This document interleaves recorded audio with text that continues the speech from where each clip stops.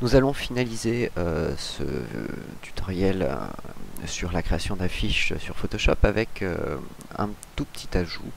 Alors comme vous avez pu le voir, je redéfinis pas, hein, mais j'ai rajouté du texte ici pour compléter mon affiche.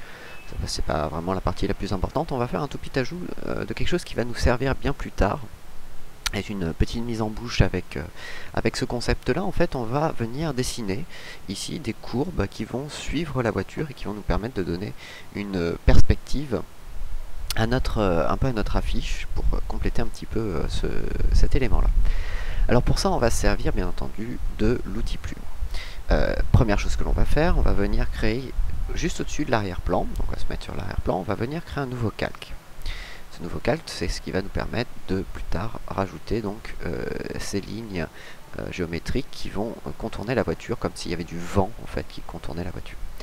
Ensuite, on va venir sélectionner l'outil plume et on va venir donc tracer notre première courbe. Voilà, j'ai posé mes points. Je vais sélectionner ensuite l'outil conversion de points qui va me permettre d'arrondir mes différents éléments. Voilà, les repositionner aussi un petit peu. Tac.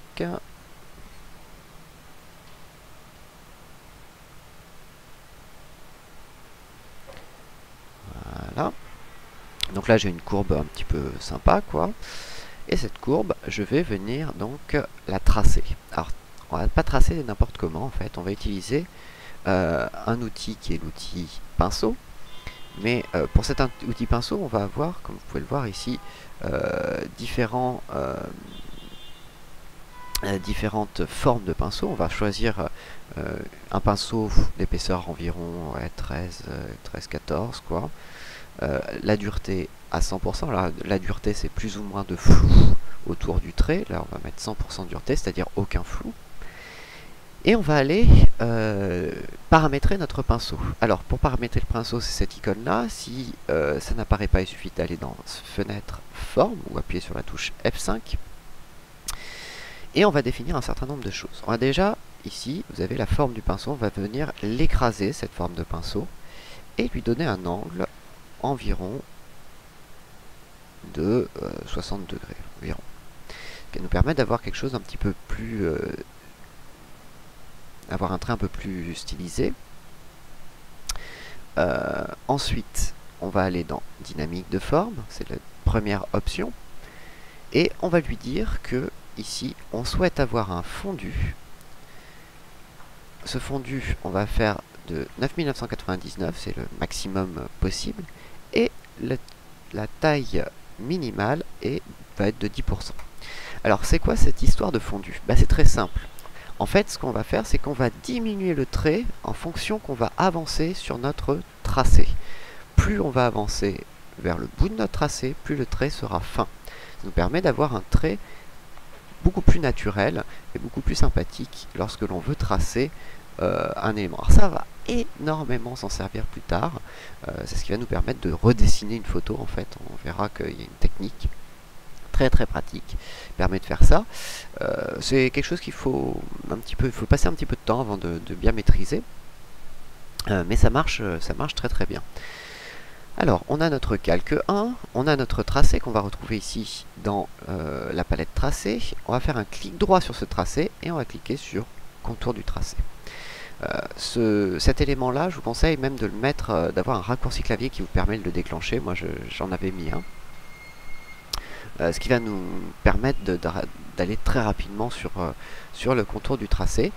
On va lui dire donc qu'on veut l'outil forme. Simuler la pression ne sert à rien ici, ça permet de faire un semblant de pression quand on a dans l'option de forme,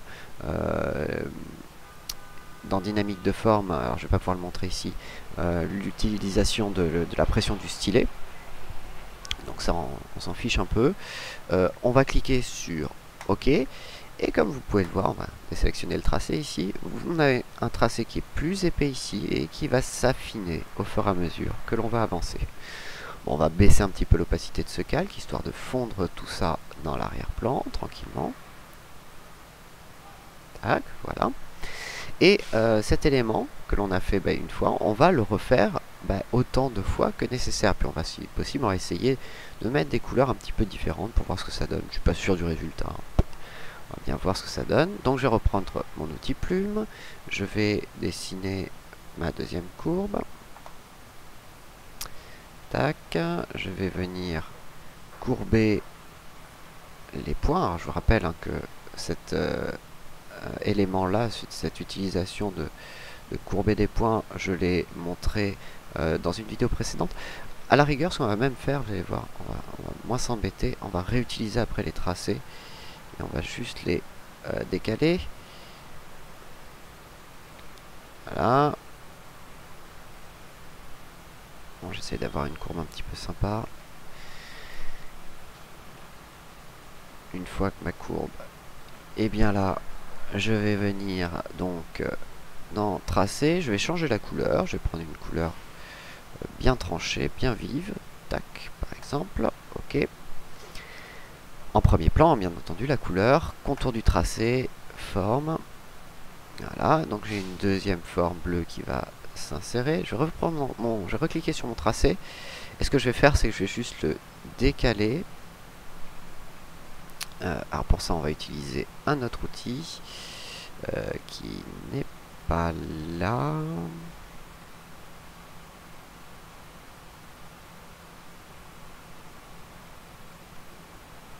Ah, le voilà.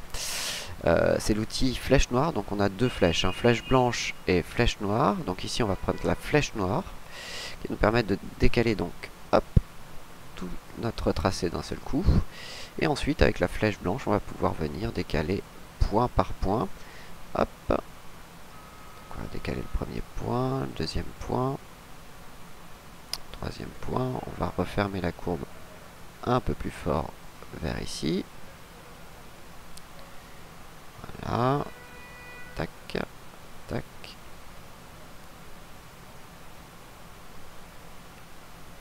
Comme ceci. Cette fois, on va prendre de la couleur rouge. Contour du tracé. Ok. Donc on a un troisième tracé. On va continuer même manipulation. Donc on va sélectionner l'outil flèche noire qui nous permet donc de déplacer notre tracé. Ensuite l'outil flèche blanche qui va nous permettre de modifier certains éléments de notre tracé. Tac. On va monter tout ça. Hop.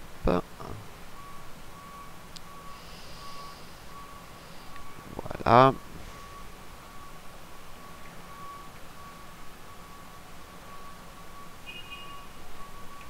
Alors je me sers aussi des flèches directionnelles du clavier qui me permet d'être plus précis dans le déplacement. Je vais choisir une jolie couleur, un joli vert bien pétant, tac, contour du tracé, ok.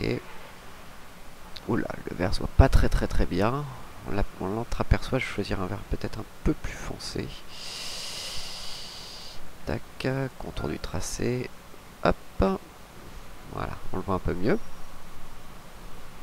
Voilà, et ça on va le faire autant de fois que nécessaire. Alors, on va le faire en bas, mais aussi on va le faire en haut, pardon. Mais aussi on va le faire en bas.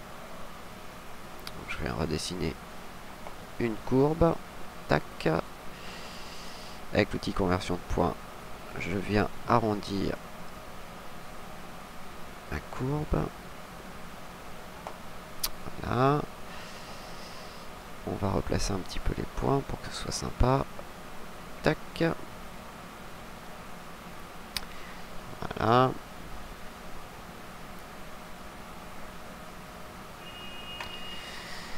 On va choisir une couleur. On va prendre par exemple orange. Je sais pas s'il va bien se voir. Hop. Contour du tracé. Ok. Voilà. Etc. etc. Jusqu'à avoir donc finalement une espèce comme ça de multi-courbe qui va entourer ma voiture. Bon. La fiche en elle-même n'est pas excessivement jolie, c'est plus un travail qui m'a permis de vous montrer plusieurs éléments, comment on pouvait manipuler les différentes compétences sous Photoshop qui sont fort pratiques et qu'on va revoir pour certaines. Voilà, on a terminé avec notre deuxième exercice, entre guillemets, qui était la création d'une affiche.